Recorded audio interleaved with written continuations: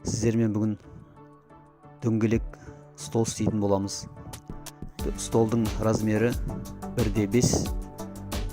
Алдымен 1/5 қылып, бір бұрышынан алтылық фанераны бір бұрышынан өлшеп аламыз, квадрат қылып. Сонан соң ортасынан өлшеп кішкене шеге қағамыз, шеңбер сызу үшін. Жіпті ілетіндей қылып, шегеге ілетіндей қылып осылай байлаймыз. Сосын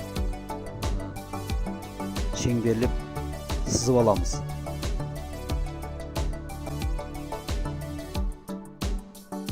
Сонан соң лобзикпен кесеміз.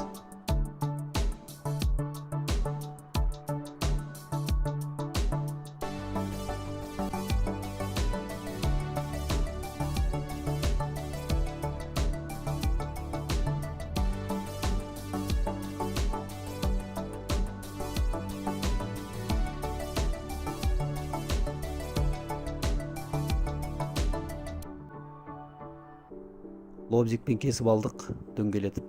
Енді шеттерін наждакпен жонып тазалаймыз.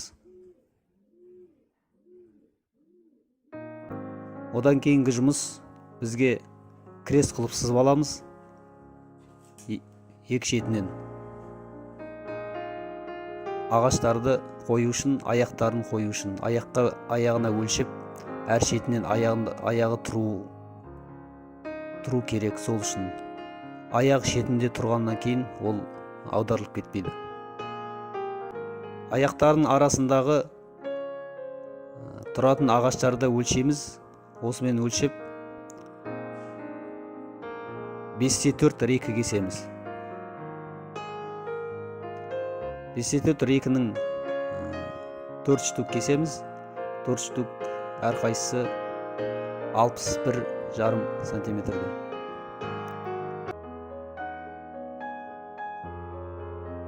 Төрт рейкіні кесіп алдық. Оны наждакпен жонып жібереміз. Онан соң бағанағы өлшеген жерлерге бәрін қойып, сызған жерге қойып, әрқайсының шетіне столдың аяқтарын қойып, бәрін дүзелеп қойып, карандашпен сызып аламыз. Ол не үшін керек десеңіз, клейге отырғызу үшін және де шуруппен қатыру үшін.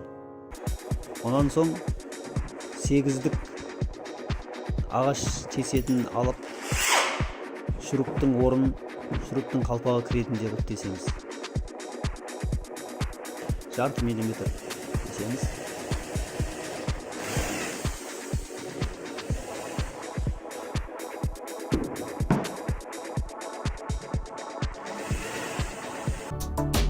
Сосын үстінен тесіп, шуруптар қатырамыз.